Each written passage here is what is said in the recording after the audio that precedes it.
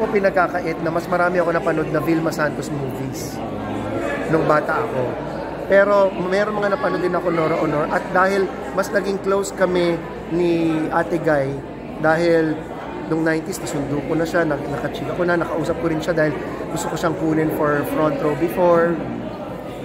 Gusto ko silang kunin ni Ate V at naging kasama ko siya sa isang pelikula for AQ, yung Ligalig, hindi pa nag-air yun. Hindi ko talaga maano kung Noranian ba ako o Vilmanian, pero isa lang masabi ko, pareho ko silang minamahal at nire-respeto. At bilang national artist, si Nora Honor, ito ang nararapat para sa kanya. So, nung natapos na yung movie, napanood mo na yung kabuuan? Napanood ko nung isang araw. Nasa Singapore ako, pinadala sa akin, pero medyo rough pa. So, meron pa ako mga konting comments. Pero I gave Adolf 98% creative freedom. Pero meron akong konti lang, mga konting ano lang, gaya nung eksenang sinabi nung ni Althea, fanay ka din pala. Hindi ako fanay, Noranian ako kasi hindi naiintindihan ng matanda. Yun, idea ko yun. Kasi yung mga matatanda, hindi na alam kung ano yung fandom ngayon. At ang term na fanay, ngayon yun eh. Wala naman dating fanay eh. Diba? Fans lang dati. Solid fans. Kaya gusto ko ipakita dito sa movie through the expertise of Adolf Alex. Ano yung mindset or ano yung perspective? Paano tumatakbo ang utak ng magkaibang fandom of ibang generation? Yes. Doon natin makikita kung ano yung pinagdadaanan. At makikita rin natin, bukod sa may differences, meron din palang similarities. Because as I've said nga kay Tito Jerry before, kung tutuusin naman, we are all fans. Naging fan siya? Oo. Noranian? Noranian ako, Vilmanian ako, fan ako ni Madonna, fan ako ni Beyonce, fan ako ni Boy George, fan ako ng Duran Duran. Fan ako talaga po. Hindi lang isa, fan ako ng marami. Kasi marunong po akong kumilala at rumispeto ng natural at napakagaling na talento. Pero ano yung mga moment mo with Ate? Hindi ko makalimutang moment. Bukod sa nakasama ko sa eksena, bukod sa miniting ko siya kasi gusto ko siyang kunin for front row. Ang yung first time ko siya na-meet. May kaibigan akong taga-prod, I think GMA, nasira yung kotse. Kailangan sunduin si Nora Honor sa La Vista. Dahil ako yung marunong mag-drive, hiniram ko yung kotse ng kaibigan ko at sinundo namin sa La Vista. Hindi niya ako kilala. That was? 90s. Early 90s. Hindi niya ako kilala. Hindi niya tinanong kung sino ako. Hindi niya tinanong kung anong pakay ko.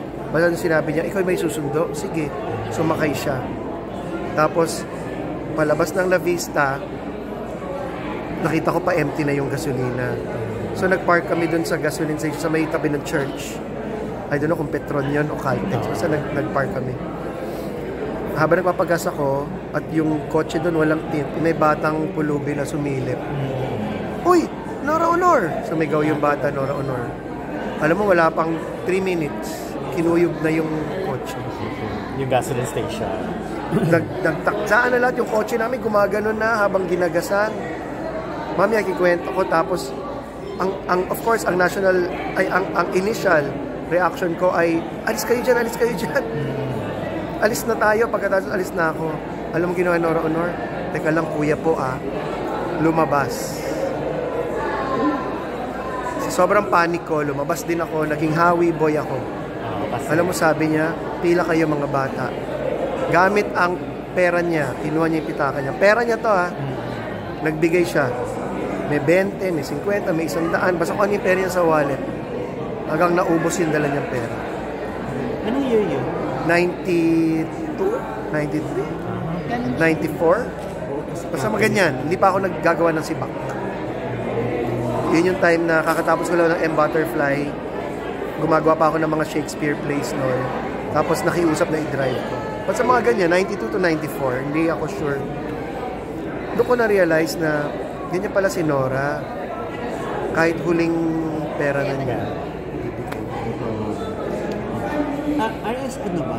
Ituloy-tuloy mo na ba itong pagpuputos? Yeah. Ito Gorg, special projects lang muna ako. Kasi lagi naman sinasabi, special lagi naman projects. sinasabi, di ba, na parang... Hindi naman po talaga ako producer.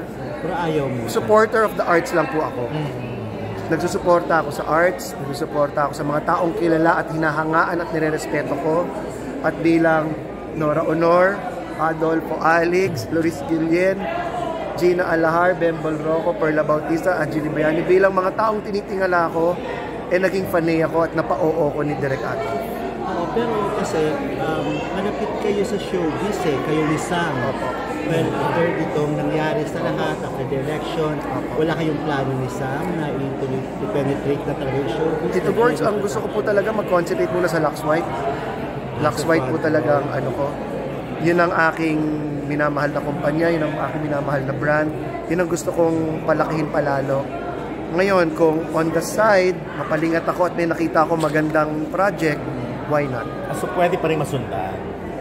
I don't wanna promise, Tito Don, pero alam mo yon, yung hindi pa ay kasama yung Believe. Ayan, Believe. Pero ano siya, mas nag-focus ba kayo na kayo ni Sam na sa negosyo? Yes. Mas Nung after ng election, at nangyari po na hindi siya pinalad na makuha niya, hindi natin siya nahatid kung saan siya dapat, umupo kami at nag-contemplate kami at sinabi natin, tara, focus tayo sa Lux White ulit. Focus tayo. Mas patindihin pa natin. Mas palakasin pa natin yung Lux White. Mas pagandahin pa natin. Pero of course, ito Gorge, alam mo naman ako, may dugo ako talagang malapit sa showbiz, sa entertainment Kaya nadadala ko rin po ang Lux White, pati si Sam, sa ganong genre. Sa arts Opo. Hindi ko matanggal sa ano ko Hindi ko matanggal sa dugo ko po yun Pero, of course, malaking chunk, 80 to 90% sa Lux White po ako nakatingin. Finally lang sa akin, yes, anong pwede mong sagutin? Pwede mong sagutin sa mga, pero hindi pa rin kayo tinitigilan intriga after the election. May mga sabi na, hindi kayo maapektuhan ng front row, yung mga distributors ninyo, baka daw hindi yung kanilang dapat na makikita nila. May mga ganun pang intriga na pinoconnect sa negosyo. Tito Gorge, alam mo, maganda po sa mga front row family natin, sa mga distributors natin. Kilala po nila kami talaga ng lubusan. Kasi po, hands-on po kami ni Sam. Kahit nung tumatakbo siya nung campaign, pupunta pa rin siya sa office. Hands-on po sila sa amin. Kaya alam po nila yung nasa loobin namin. Alam ng mga front row members at Lux White family namin. Yung talagang puso namin. Kaya kahit anong ipukol sa amin, which hindi namin maiiwasan. Kahit anong ipukol sa amin ng ibang tao, wala po kami magagawa doon. Pero ang importante po, kilala po namin ang sarili namin. Kilala po namin ang identity ng kumpanya namin. At alam po namin ang totoong pakay ng Lux White. At ni SV at ng lahat ng mga kasama namin sa Lux White. Wala kayo na-agrabyan? Wala po. Basta parati ko naman sinasabi, para maging successful ka sa negosyo, gawin mo lang ng tama, gawin mo ng tuloy-tuloy, gawin mo ng todo. Huwag ka lang manloko ng tao. Yun lang naman po yun May mga tao siguro hindi po naintindihan kung ano yung ginagawa namin, ano yung Lux White. Pero as soon as makita nila, ma-realize nila yung negosyo, kung ano yung Lux White, doon nila nakikita, yun pala yung Lux White. Pero tuloy pa rin. Itong yung pagtulong sa taga Manila. Si Sam, di titigil yan. Sinabi ko lang sa kanya kahapon, kasama kami, magbakasyon ka muna, Sam. Kasi wala na siyang boses, ang payat-payat niya, ang itim-itim niya. Sabi ko, Sam, magbakasyon ka, kahit 5 days. Well, siya lang, kasi ako, galing ko lang po ng Singapore and Thailand So ako nakatutok sa company, sabi ko, Sam, pahinga ka muna kahit 5 days. Yung nakatutulog, yun ang matutulog, yung magre-relax, yung walang iniisip. Ganyan boses ni Sam mo, ganyan kapaspas. Aras, regret mo ba na hindi kayo nakasama sa isang pelikula na yun? Magkasama po kami sa Ligalig, pero hindi pa ho nag-air. Hindi pa na-show. Kasama po namin. At least. Opo. Alam mo din tayo, attorney. Regalo mo to sa Ito regalo ko sa lahat ng mga Noranian, kasama na rin ako doon. Regalo ko sarili ko at sa inyo po lahat. Thank you, Tito Don. Hindi tayo, attorney. Masaya ako kasi nung early 90s nakasalamuha ko si Ate Guy at nakita ko kung gaano kabusilak yung puso niya. Kaya nung tinawagan ako ni Director Adolf Alix na meron siyang and welcome again sa